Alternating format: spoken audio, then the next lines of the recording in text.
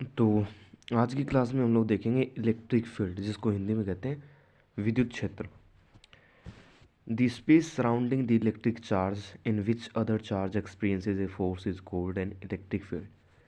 तो किसी भी इलेक्ट्रिक चार्ज के चारों ओर का ऐसा स्पेस जिसमें कोई दूसरा चार्ज आवेश लाने पर वो क्या करे, एक बल का अनुभव करे, एक फोर्स का एक्सपीरियंस करे, वो होता है इलेक्ट्रिक फील्ड। तो इलेक्ट्रिक फील्ड किसके चारों ओर होगा? इलेक्ट्रिक चार्ज के चारों तरफ होगा। ठीक है। इलेक्ट्रिक फील्ड इंटेंसिटी मतलब उसकी तीव्रता को किस हिसाब से हम डिनोट करेंगे, तो वो एफ बराबर क्यू ई, सबसे पहले फोर्स बराबर charge into electric field, F बराबर क्यू ई। तो इलेक्ट्रिक फील्ड के लिए ई बराबर एफ अपॉन क्यू आ जाएगा, फोर्स अपॉन चार्ज। ठीक है। तो इसकी यूनिट न्यूटन बटे कूलाम, न्यूटन बटे कूलाम इलेक्ट्रिक फील्ड इंटेंसिटी की यूनिट हो जाएगी। ठीक है। यूनिट चार्ज के लिए हम लोग पॉजिटिव चार्ज का इस्तेमाल करते हैं। Electric field intensity at a point is the force experienced by a unit positive charge kept at the point. तो इलेक्ट्रिक फील्ड इंटेंसिटी क्या है? एक पॉइंट के ऊपर, at a point force experience by a unit positive charge. अभी देखिए, मैंने बोला था आपको कि यूनिट पॉजिटिव चार्ज हम इस्तेमाल करेंगे उसमें। ठीक है। नेगेटिव का नहीं करेंगे, पॉजिटिव का इस्तेमाल करेंगे एट द पॉइंट। ठीक है। इलेक्ट्रिक लाइन्स ऑफ फोर्स, विद्युत, हिंदी में बल रेखाएं, विद्युत बल रेखाएं बोलते हैं इलेक्ट्रिक लाइन को। ए लाइन ऑफ फोर्स, एक फोर्स की line in A electric field, विद्युत क्षेत्र के अंदर, इज इमेजिंग लाइन। तो जो विद्युत क्षेत्र रेखाएं होती हैं वो इमेजिंग लाइन होती है, यानी काल्पनिक रेखाएं होती हैं। The path followed by unit positive charge in an electric field is represented by line of force.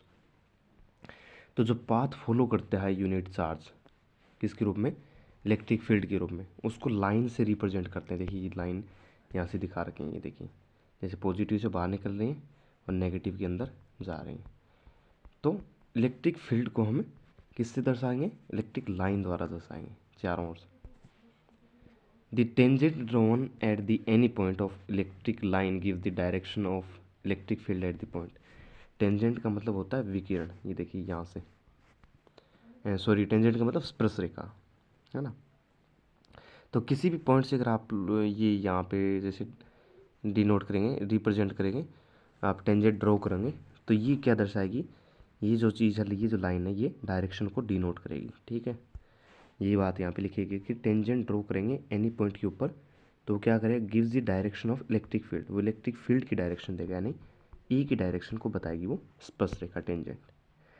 Eight line of force never intersect each other, और ये लाइन ऑफ फोर्स हैं जो, ये रेखाएं जो आपस में इंटरसेक्ट कभी नहीं करती, क्योंकि इंटरसेक्ट करेंगे तो दो होंगी एक पॉइंट पे, जैसे ये पॉइंट है तो यहाँ पे दो डायरेक्शन होगी इसकी, तो ऐसा नहीं हो सकता, इंटरसेक्ट नहीं करती। The number of lines of force which cross unit area perpendicular to the field, number of lines of force, जो फोर्स की लाइन्स हैं, रेखाएं हैं, विच क्रॉस यूनिट एरिया, इसके परपेंडिकुलर होती हैं। ठीक है। जैसे ये है यहाँ पे, इसको समझिए आप, जैसे ये इस साइड में ई है, विद्युत क्षेत्र इस साइड में, लाइन इस साइड में, तो इसके परपेंडिकुलर इस साइड में क्या होगा? आपका फोर्स होगा। ठीक है। The number of lines force which cross unit perpendicular to the field, देखिए, तो ये जो होगा इलेक्ट्रिक फील्ड के परपेंडिकुलर होगा लाइन्स। ठीक है। Indicate magnitude of electric field, strength at that point. फिर आता है इलेक्ट्रिक पोटेंशियल, विद्युत विभव बोलते हैं। It is the work done in taking the unit positive charge from infinity to back point.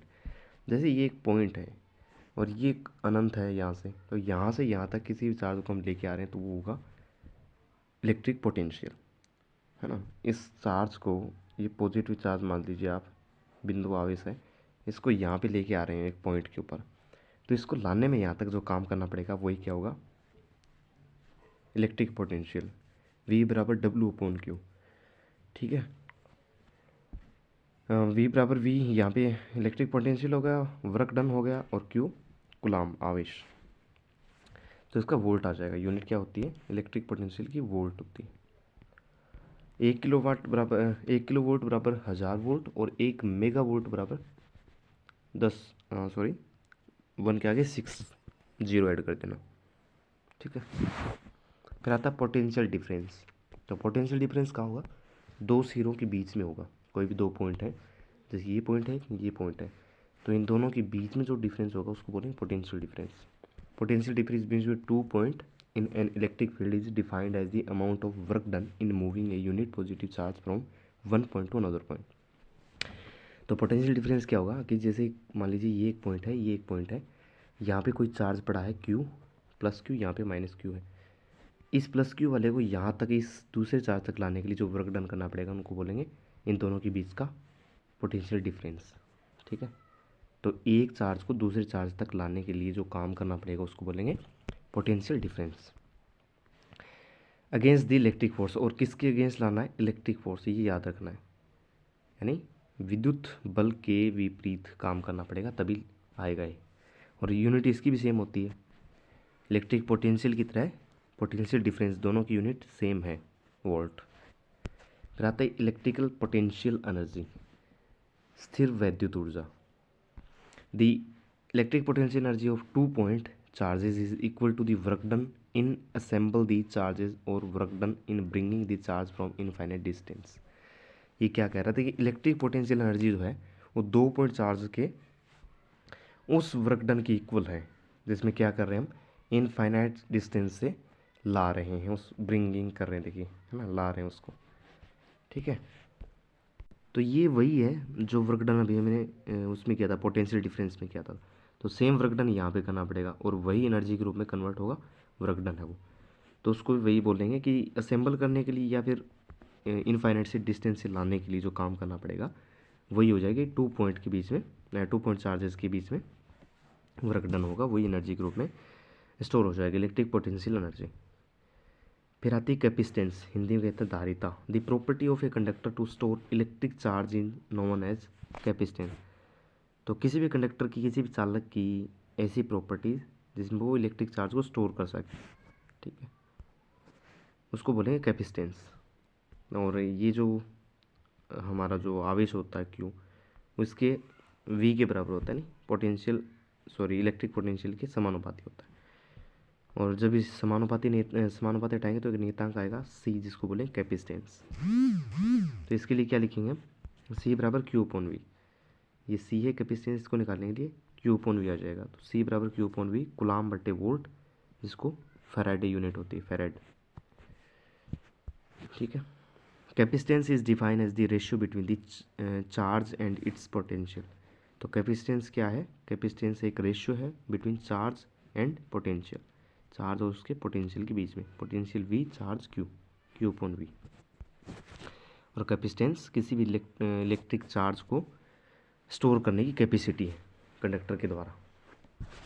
Capacitance is defined as the ratio between the charge and its potential. Principle क्या है capacitance का, it is a device, ये एक device होती है which increase the capacitance of a conductor, ये किसी भी कंडक्टर की कैपेसिटेंस को बढ़ा देती है। It usually consist of two conductor, यहाँ पे दो कंडक्टर्स होते हैं, one is charge and other is earth connected.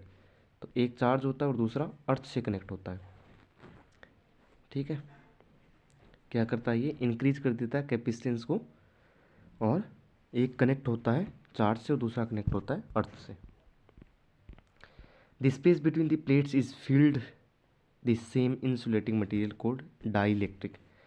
और जैसे दो प्लेट हैं, ठीक है, इन दोनों प्लेट के बीच में जो स्पेस है, ये वाला स्पेस, इसको डाइइलेक्ट्रिक कोई मटेरियल है, इंसुलेटिंग मटेरियल, उससे हम फिल करेंगे, इसके अंदर भरेंगे उसको। कंसिडर एक कंडक्टर, एज्यूम करिए, मान लीजिए कंडक्टर है, when it is positively charge, और वो पॉजिटिवली चार्ज है, there is a rise in potential difference, और उसमें क्या होगा, पोटेंशियल डिफरेंस में बढ़ोतरी होगी, रेज होगा।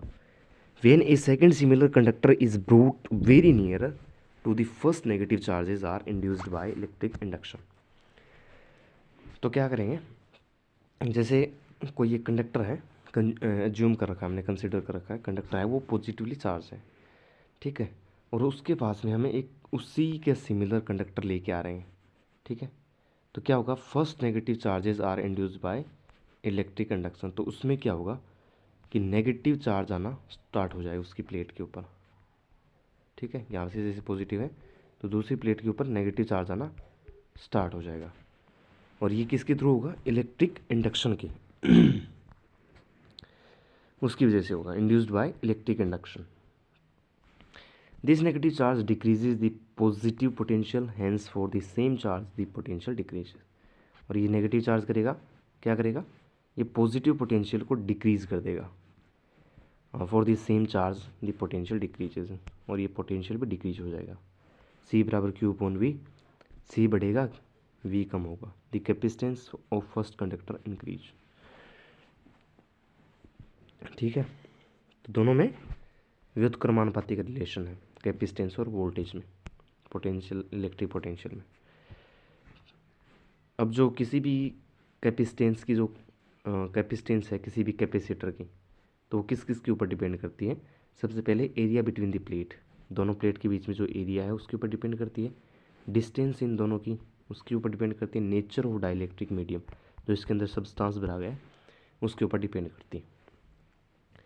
तो किसी भी चालक की धारिता किसके ऊपर डिपेंड करती है, किसके ऊपर निर्भर करती है, दोनों के बीच की दूरी, प्लेटों के बीच की दूरी, और प्लेटों के एरिया ऑफ क्रॉस सेक्शन, कितना उसका क्षेत्रफल है, उसके अलावा इसके बीच में क्या पदार्थ भरा गया है, डाइलेक्ट्रिक मीडियम क्या है। अब सबसे पहले पैरेलल प्लेट कैपेसिटर की बात करते हैं।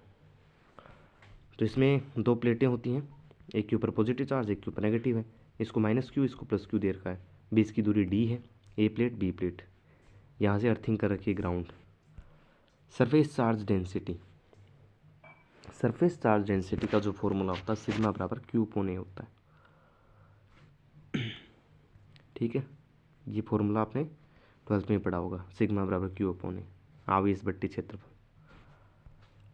एंड इलेक्ट्रिक फील्ड का जो फॉर्मूला होता है वो होता है सिग्मा बटे एप्सिलॉन नॉट। ठीक है, यहाँ से हमारे पास में सिग्मा की वैल्यू है वो यहाँ रख देंगे हम।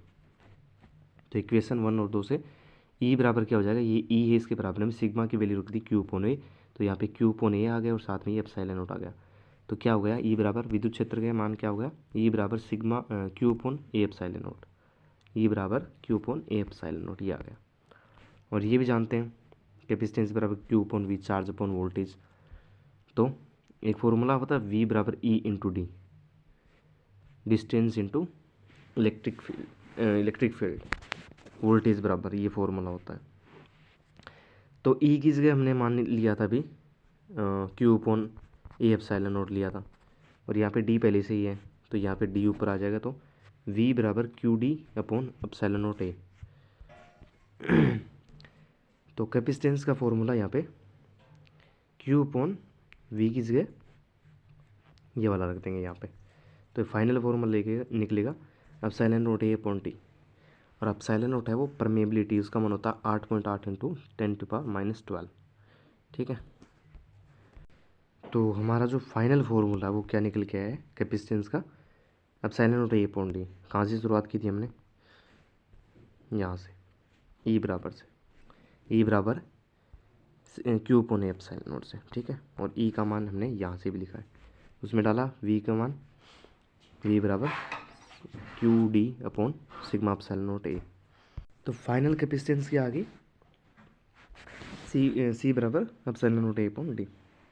ठीक है, यहाँ पे एप्सिलॉन नॉट है वो परमेबिलिटी है, ए एरिया ऑफ क्रॉस सेक्शन है यानी क्षेत्रफल है, और डी डिस्टेंस है। फिर आता है यूजेज ऑफ कैपेसिटर, कैपेसिटर के क्या क्या यूज है। Capacitor are used to store electric charge, सबसे पहले तो इसका काम यही होता है। Major potential difference and small current, दूसरा अगर कोई स्मॉल करंट हमें मेज़र करना है, ठीक है, या फिर पोटेंशियल डिफरेंस मेज़र करना तो भी उसमें काम आता है। In reducing voltage fluctuation, voltage fluctuation को भी कम करता है, मतलब वोल्टेज में अगर उतार चढ़ाव होता है तो उसको ये कम करने का काम करता है। कम कैसे करता है उसको, क्योंकि कुछ चार्ज है वो अपने अंदर स्टोर कर लेता है, तो जैसे वोल्टेज कम होगा तो अपने वाला चार्ज उसको दे के मेनटेन कर लेगा। ठीक है, इसी हिसाब से उसको मेंटेन करता है। सेटअप रिक्वायर्ड इलेक्ट्रिक फील्ड, जो विद्युत क्षेत्र रिक्वायर्ड है उसको सेटअप करता है। Use to generate electromagnetic oscillation, oscillation का हिंदी क्या होता है, प्रेरण शायद, नहीं, use to generate electromagnetic oscillation, generate करने का काम आता है oscillation. And in turning radio circuits, ठीक है, ये एक यूज है एक्स्ट्रा। अब नेक्स्ट है कॉम्बिनेशन ऑफ कैपेसिटर। तो सबसे पहले सीरीज की बात करेंगे। सीरीज में डिज़ाइन बिल्कुल प्रतिरोध की तरह ही होती है सीरीज में भी, लेकिन यहाँ पे प्रतिरोध का उल्टा होता है थोड़ा। सीरीज में उल्टा होगा, पैरेलल में उल्टा होगा उससे। तो 3 कैपेसिटर हैं C1 C2 C3, और वोल्टेज यहाँ पे जो है वो V बराबर V1 plus V2 plus V3, क्योंकि चेंज होगा, इसके लिए V1 होगा, इसके लिए V2 होगा। मैंने आपको बताया था कि सीरीज़ के अंदर वोल्टेज चेंज होता है, करंट जो है वो सेम रहता है सबके लिए, ठीक है। तो वोल्टेज टोटल V बराबर V1 plus V2 plus V3, और हमें एक फॉर्मूला पता है कैपेसिटेंस का, Q अपॉन V होता है। तो वोल्टेज के लिए क्या लिखेंगे इसको जैसे V लिखना है वोल्टेज के लिए, तो इसको यहाँ ले जाएंगे, C को नीचे ले आएंगे, तो Q अपॉन C आ जाएगा यहाँ से, ठीक है। अब क्या करेंगे, V की जगह लिखेंगे Q अपॉन CS टोटल के लिए, और V1 के लिए C1, V2 के लिए बटे C2 C3, Q कॉमन है, कट जाएगा, सीरीज़ के लिए ये फॉर्मूला आ जाएगा। हमने देखा था कि श्रेणी क्रम सीरीज़ के अंदर, श्रेणी क्रम सीरीज़, ठीक है, तो श्रेणी क्रम के अंदर यहाँ पे सिस्टम थोड़ा उल्टा है, और वहाँ पे सीधा था, मतलब डायरेक्ट योग हो जाता था R1 plus R2 plus R3, यहाँ पे 1 अपॉन है, 1/C1 प्लस 1/C2, इस टाइप से। तो मैंने आपको बोला है कि रेसिस्टेंस में और कैपेसिटर में, दोनों में यही फ़र्क होता है। सीरीज़ के अंदर थोड़ा सा चेंज हो जाता है, उसमें पैरेलल वाला हो जाता है, और सीरीज़ का पैरेलल, पैरेलल का सीरीज, इस टाइप से हो जाता है। तो the reciprocal of effective capacitance of capacitor connected in series in the sum of reciprocal capacitance of individual capacitor.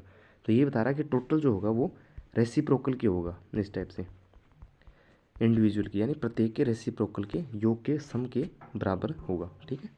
फिर आता है पैरेलल कॉम्बिनेशन। यहाँ पे वोल्टेज सेम रहने वाला है, तो वोल्टेज का काम अभी नहीं होगा, हमें यहाँ पे C1 C2 C3 और Q1 Q2 Q3 यानी इसके ऊपर काम करना है, ठीक है।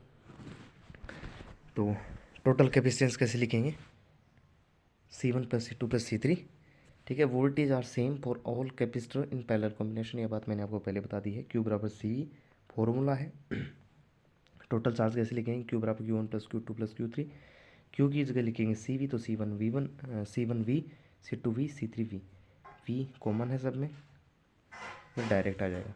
तो क्या कहेंगे पैरेलल के अंदर हम, कि पैरेलल कॉम्बिनेशन अगर कैपेसिटर का हो रहा है, तो वहाँ पे जो टोटल सम आता है, यानी इस सम की बात कर रहा हूँ, वो इंडिविजुअल के डायरेक्ट सम के बराबर होता है, यानी C1 plus C2 plus C3 plus C4 ऐसे करके चलता रहता है, ठीक है। ये लाइन यहाँ पे लिखी गई कि the total capacitance in parallel combination is directly sum of individual capacitor capacitance, ठीक है।